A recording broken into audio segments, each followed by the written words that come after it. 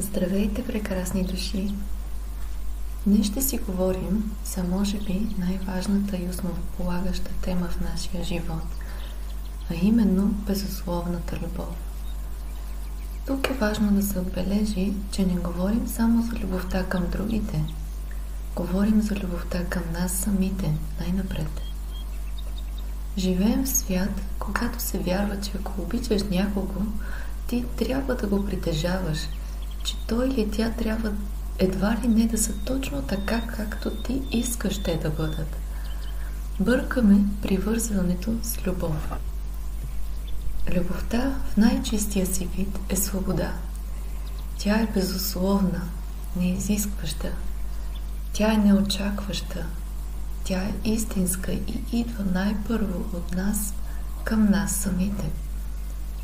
За да открием тази любов в себе си, първо трябва да се освободим от всички негативни мисли и отрицателни емоции, които отправяме към себе си всеки ден. Приемете се, обичайте се, харесвайте човекът, който стои пред огледалото. Осъзнайте, че никой не е съвършен. Не се осъждайте, а бъдете мили към себе си. Разберете, че отвъд материята вие сте чистота, вие сте съвършенство. В материалния свят обаче идваме, за да научим да се освобождаваме от негатива, от критиката и самобичуването. Вторият етап е да се откъснем от илюзорните представи за това как ние и другите около нас трябва да сме на физическо ниво. Всеки от нас има своя индивидуален път. Всеки един от нас има своите битки, които води сам, и само сами можем да се справим с вътрешните си проблеми. Никой не може да ни помогне. Никой не е отговорен за това как ние се чувстваме. Да, някой може да се отнася зле към нас, но ние избираме как да реагираме. Да, някой може да не харесва някои наши черти или избори, но това е изцяло тяхна проекция. Ако вие знаете кои сте, ако вие се приемате и обичате, нямате нужда от чуждото одобрение.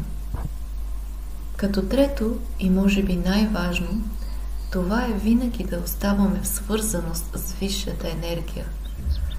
Да осъзнаваме, че когато някой се държи лошо с нас, когато някой не ни харесва или не ни приема, то е защото те носят своите травми, своите болки, било то от ранна детска възраст този живот или от минали такива.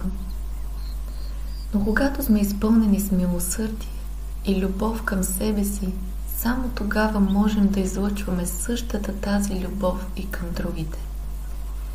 Както ние носим своите кармични отпечатъци, така и другите носят всички тези болки в себе си.